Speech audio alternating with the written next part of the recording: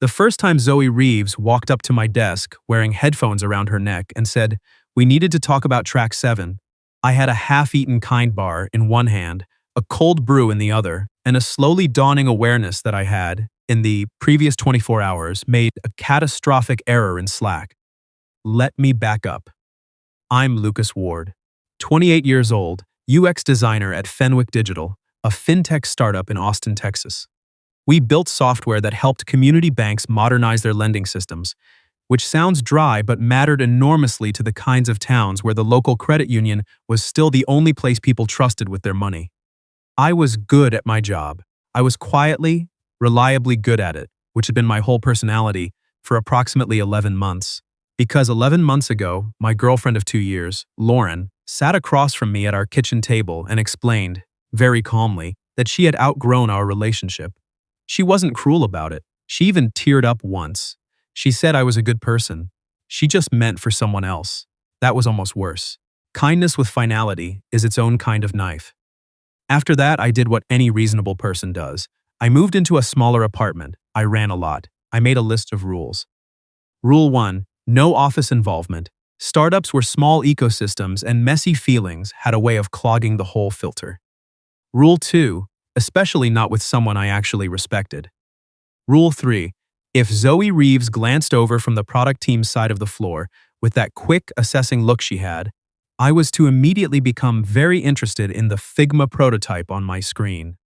I had been following those rules with varying degrees of success for about 6 weeks. Zoe had joined Fenwick as a senior product manager in September. Coming from a startup in Chicago, she'd left on what she described in her first week as good terms, but also I needed to live somewhere that actually gets winter sunlight. She was 26, fast-talking, and had the kind of instinct for what users actually needed versus what executives thought they needed that took most PMs 5 years to develop. She wasn't flashy about it. She just sat in discovery meetings and asked questions everyone else was too comfortable to ask. And by the end of it, the room had usually pivoted. Without noticing, she'd nudged them there. I admired that. I also noticed the way she tapped her pen against her notebook when she was thinking, and the way she went completely still when someone at the whiteboard said something wrong. Not rude, just still, like she was giving the mistake exactly 1 second to correct itself before she stepped in. I noticed both of those things for what I told myself were entirely professional reasons. Then I sent her my road trip playlist by accident. It happened on a Tuesday. My friend Hugo had texted that morning, asking me to put together something for the drive he was doing that weekend from Austin to Marfa. Hugo and I had known each other since college. He was the kind of friend who fares into the West Texas desert for the sole purpose of taking pictures of a bunch of abandoned Cadillacs sticking out of the ground and call it a healing experience. I respected that. I spent my lunch break on Spotify building him a playlist, 42 songs, everything from Zach Bryan to Joni Mitchell, to an Allman Brothers deep cut Hugo had specifically requested 3 months ago and I had not forgotten about, because I am that kind of person. I finished around 12:40. I opened Slack to send him the link. I typed the first 2 letters of his name, Who, and autocomplete did what autocomplete does. Hugo and Zoe had both messaged me that morning. Hugo at 7:52 a.m., asking if I wanted to grab lunch. Zoe at 8:14 a.m., asking about the handoff document for the mobile onboarding flow. Slack suggested first because she was more recent. I sent her 42 songs and a note that said, "Finally finished it. Let me know if it needs more desert energy." I realized what I'd done approximately 4 minutes later when Hugo texted asking what I was talking about because he hadn't gotten anything. I stared at my sent messages. Zoe had already opened it. The little icon showed she'd clicked the link. I spent the rest of the afternoon performing a very convincing impression of a man who was fine. The next morning, she walked up to my desk at 9:07 a.m. with her headphones around her neck and a coffee cup in one hand. She stopped at the corner of my monitor and said, without any preamble, "We need to talk about track 7. Track 7 was Slow Burn by Casey Musgraves. I had put it there because it was the first song I'd listened to after the breakup that hadn't made me feel like I needed to be somewhere else. It's a song about patience, about things growing at their own pace, about how maybe you don't have to be running toward anything. I'd added it to Hugo's playlist because it felt like a good driving song. I had not thought about what it said about me until this exact moment. That was meant for my friend, I said. I gathered. She sat on the edge of the empty desk beside mine that nobody used because it was next to the printer that made a noise like a cat in mild distress. 42 songs is a lot of intention. He's driving to Marfa. Sure. She took a sip of her coffee. Track 7's interesting, though. It's the only patient one. You called it sad. I said interesting. You said patient. She tilted her head. Those are different things to you. Yeah. She looked at me for a second in that completely still way she had. Then she said, I'm keeping 4 of them. The rest I'll pretend I didn't see. She stood up. Before she walked away, she glanced back over her shoulder. For the record, desert energy was the correct note. I looked at my monitor and tried to remember what I'd been about to work on. My brain had apparently submitted its resignation. That was Wednesday. By Friday afternoon, our boss had dropped a calendar invite on both of us marked urgent, and whatever careful distance I'd been maintaining between myself and Zoe Reeves evaporated under 36 hours of deadline pressure. Constance Park, Fenwick's director of product, had the particular energy of a woman who had survived 3 funding rounds and 1 near acquisition and emerged from all of it with immaculate posture and a very low tolerance for vague language. She gathered 4 of us into the small conference room at 3 in the afternoon and explained that Meridian Community Bank, a client we'd been courting for 8 months, had moved their product review up by 3 weeks. If we wanted a real shot at a $2.1 million contract, we needed a working demo of the mobile lending flow, a revised UI walkthrough, and a presentation deck that did not look like it had been assembled at midnight, which it absolutely had been. We had 36 hours. Zoe looked at the wall behind Constance's head for exactly 1 second. Then she leaned forward. Lucas and I can do it, she said. Constance looked at me. I had spent 6 weeks being very careful about Zoe Reeves. I had built a perfectly functional system of professional distance, and now she had just volunteered both of us for something that would require many hours in close proximity with a whiteboard and too much caffeine. We can do it, I said. Zoe's glance at me was fast and private, like she'd been waiting to see if I'd confirm or fold. We worked until 11 that night. The office emptied out around 7. Zoe pulled up the user flow. I designed and started annotating it with questions, not criticisms, actual questions, the kind that she'd understood it well enough to push it further. I rebuilt 2 screens on the fly while she restructured the presentation narrative. We argued for 20 minutes about whether the confirmation screen needed a loading state or if it implied the app was slow. She won. She was right. At 9, someone from the design team who was still in the building ordered tacos from a place on South Congress and left a bag outside our conference room without knocking, which I found inexplicably touching. We ate on the floor with our backs against the table because the chairs had been gradually commandeered for sticky notes, and we hadn't noticed until it was too late. You really do know this product, she said at some point, more to the taco than to me. It's my job to. Half the designers here know the product like they know the instructions on shampoo. Present, but unread. I laughed. She smiled at the sound, a real one that she hadn't appeared to plan. You grew up here, she asked. Austin? Memphis originally, moved for the job. Do you like it? I thought about it. I like that it doesn't require me to have an opinion about Chicago versus New York. That's a very strategic thing to like about a city. I'm a strategic person. She was quiet for a second. Then, you don't seem it. No? You seem like someone pretending to be strategic. It's different.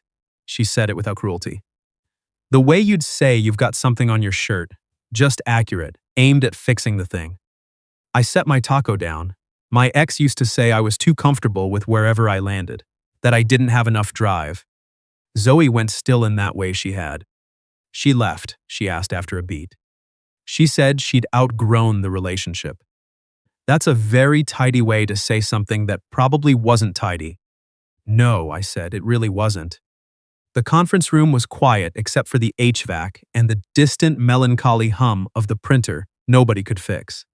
Zoe stared at the whiteboard, where we'd mapped out 6 months of user research into a narrative flow that was, genuinely, one of the better things I'd made at this job. My brother Victor thinks I move around too much, she said. It came out like she hadn't entirely planned to say it. Different cities, different jobs. He calls it impulsive. He's been saying it since I was 22. She paused. He's not wrong that I move. He's wrong about why. Why do you? She looked sideways at me. Because I kept landing in places that felt like waiting rooms. Like I was just passing through until my real life started. Her voice stayed even. But there was something underneath it that wasn't. Austin doesn't feel like a waiting room, which is new. I didn't say anything. I didn't think she wanted me to yet. She picked up a marker and pointed it at the whiteboard. Okay, the secondary CTA needs to be higher. Stop looking at me like that. Like what? Like you're going to say something kind. I'm not going to say anything, I said. Good. She uncapped the marker. But the line of her shoulders had loosened, just slightly, in a way that meant she'd let something down.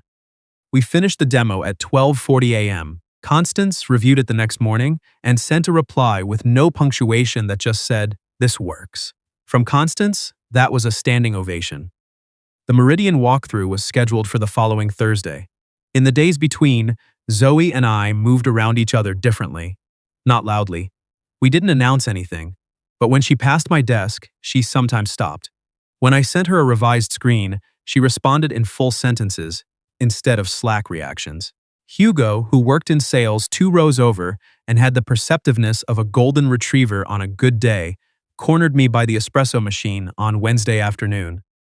"You're doing that thing," he said. "I'm making coffee. You're doing the thing where you try very hard not to look at someone. You've been doing it since October. Thank you for the calendar update." He pointed at me, "For what it's worth." "It's not worth anything, Hugo." Noted. He took his coffee. Also, I finally listened to the playlist. Track 7 sent me into a 40-minute spiral of self-reflection, and I'd like to invoice you for it. The walkthrough with Meridian went well. Well enough that Constance told us afterward that the regional VP had used the word delighted, and she delivered it in a tone that suggested she was moderately disgusted by the word, but also relieved by what it meant. Zoe and I walked out of the building into the November Austin air, that specific temperature that makes you forget winter exists anywhere, and she tilted her head back and exhaled. "Okay," she said. "Yeah." She looked sideways at me. "Victor's coming this weekend, my brother. The one who thinks I'm impulsive." Yes, she zipped her jacket halfway. "It's my dad's birthday, so the whole family's doing a video call from my apartment. Victor will be there in person. He always comes when there's an audience for his concern." She said it lightly. It didn't land lightly. "Do you want company?" I asked. I hadn't thought about saying it. It was just there. I just meant. Someone in the room who's not already in the script. She stared at me. "That's a very specific offer. You can say no. What would you even do?" "Sit there," I said. "Drink whatever you serve. Not be Victor." Her mouth twitched. "That's a low bar. I clear it easily." She looked at the parking lot for a second, then, "Okay, Saturday, 6 p.m. Don't make it weird." I make nothing weird. You sent me a 42-song playlist by accident and called it Desert Energy. That was a Slack interface problem, entirely not a me problem. She laughed, and it came out clean and immediate, no hesitation. I filed that away somewhere I'd probably have to deal with later. Her apartment was on the east side, 3rd floor. She met me at the door in jeans and a flannel that said she was going for comfortable, but had probably thought about it for a minute. The apartment was warm, candles that smelled like cedar, family photos on one wall and a half-assembled bookshelf against another, and the whole place felt like someone who'd committed to staying. The video call started at 6. Her parents were good people, warm, a little nervous around the edges, the way parents get when they can feel something between their adult children that they don't want to step into. Her dad turned 70 and managed to look both proud and mortified by the number simultaneously. Victor joined from what looked like a very organized home office. He was older than Zoe by 5 years and wore it with a certain authority. He was not unkind. He was the kind of person who would say, "I just worry about you," and mean it, and not understand how that phrase could still function as a cage. "New job treating you well?" he asked her. "Really well, actually. We just won a major client this week." "That's great." A pause. "You've been in Austin, what, 4 months now?" "5. Right." Another pause. "You like it?" "I do." Victor's eyes found me on the camera. "And this is?" "Lucas," Zoe said. "He works at Fenwick. He built the demo." "Good to meet you," Victor said, in a tone that was measuring something. We made it through the birthday part. After, when her parents had signed off, Victor stayed on. He mentioned a product management role at a company in Denver. Very casually, the way you mentioned something you've been thinking about for a while. "It's a good market," he said. "Might be worth looking at." Zoe's expression didn't change. It got precise. "I'm not looking, Victor." "I know, I know what you're doing." Her voice was steady and warm and left absolutely no room. "I'm not running anywhere. I'm here because I chose here. That's allowed." Victor blinked. "I just want you to be happy. I am, stable I am, you can check both boxes." She held the frame. Victor said goodnight. The call ended. She set her laptop on the coffee table and stared at it for a moment. She started. "You were right," I said. "That's all." She looked at me. Something crossed her face that wasn't quite relief, but was in the same neighborhood. "I keep waiting for it to feel easy." Standing up to him. "Does it need to be easy?" She thought about that. "No, I guess not." She picked up her wine glass. "Does it get easier?" "I'll let you know when I have more data." She smiled. "Very UX of you." My phone buzzed. I glanced at it out of reflex, then held very still, the way you hold still when something unexpected is on your screen. A LinkedIn notification. A direct message from Lauren. "Hey, Lucas. Saw the Fenwick post about Meridian. Congrats on the win. I've been thinking about you lately. Any chance we could catch up?" I knew immediately what had happened. Fenwick's marketing team had posted about the Meridian contract that morning, tagging me and Zoe in the announcement. Lauren had seen it, clicked over to my profile, and decided that a work accomplishment was the same thing as an open door. Zoe must have seen something shift in my face because she set her glass down. "What happened?" I could have tilted the phone away. I didn't. I handed it to her. She read it once, said nothing, handed it back. "Your ex," she said. She saw the LinkedIn post. From the Meridian announcement. Zoe nodded slowly. "What do you want to do?" The question was clean. No weight in it either direction. She genuinely wanted to know. I looked at the message. I thought about the kitchen table. The careful explanation. The kindness that had a ceiling. I thought about 11 months of making myself smaller because I decided that was the evidence that the problem was me, that I wasn't enough to make someone want to stay. Then I thought about a song called Slow Burn, about patience, about things that grow at their own speed instead of the required one. "Nothing," I said. I archived the message.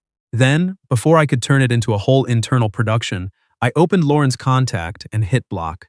My hand was completely steady. It surprised me. Zoe watched me do it. "You okay?" she asked.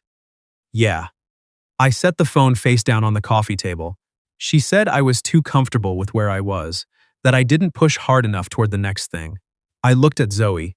I spent 11 months thinking she was right, that there was something in me that was too small, too settled, too ready to stay. Zoe was very still. "And now?" she asked quietly. "Now I think staying somewhere because it's right isn't the same as not growing." I held her gaze. "I think I just needed somewhere worth staying, and I'm starting to think I found it." The apartment was quiet. Somewhere outside a car passed, and its headlights swept across the ceiling and were gone. Zoe looked at the table for a moment. Then she reached across and placed 2 fingers lightly over the back of my hand. Not dramatic, not a statement, just a small, certain thing, the way you'd mark your page before putting a book down. "I called my brother," she said quietly. "The first real time, not around the edges." I know. It didn't feel easy. She turned her palm up so her hand was in mine, but it felt like mine. I looked down at our joined hands, then I looked at her. Slow burn, I said. Her mouth curved. I thought that was a patient song. It is. We sat there for a while after that, talking about nothing important, the kind of talking that means you're already somewhere you want to be. The Meridian contract came through officially 2 weeks later. Constance put it in the company Slack with a gif of confetti, which was the most visible emotion anyone had ever seen from her in a digital format. Hugo bought a round at the bar down the street and gave a toast about desert energy that made no sense to anyone but me and Zoe, which meant she'd already told him about the playlist, which meant Hugo had a very short future if I was feeling petty about it. Victor texted Zoe the following week. I looked at Fenwick's website. You're building real things there. I'm glad. She showed me. She didn't say much about it. She didn't need to. We weren't loud about us. We read the employee handbook, had a brief and slightly surreal conversation with Constance, who told us, in approximately 15 words, that she had no opinions about who dated whom as long as it didn't become her administrative problem. It didn't. We kept work clean and kept ourselves honest and let the rest grow at whatever pace it wanted. 6 months later, Hugo announced he was driving to Marfa again for a long weekend and asked if I was going to actually build him a playlist this time, or if I'd be sending it the wrong person, again for reasons we all fully understand now. I built him the playlist, 40 songs, different songs, chosen for long stretches of highway and afternoon light on Red Rock, but I left track 7 the same. A week after that, Zoe mentioned she'd never done the Marfa Drive. Once, I said, I want to do it again. I've never been. I looked at her. She looked at me. Road trip playlist, she asked. I built her one that night. 41 songs. I hit send to the right person this time, on purpose, and she opened it before I'd even set my phone down. Her text came back 40 seconds later. Track 7 again. You really do like slow burns. I smiled at my phone in my apartment alone, which is a very specific kind of happiness, the kind that has nowhere else it needs to be. I texted back, only the ones worth waiting for. Her reply was immediate. Good answer. Don't get smug. I was already smug. I planned to stay that way for a very long time.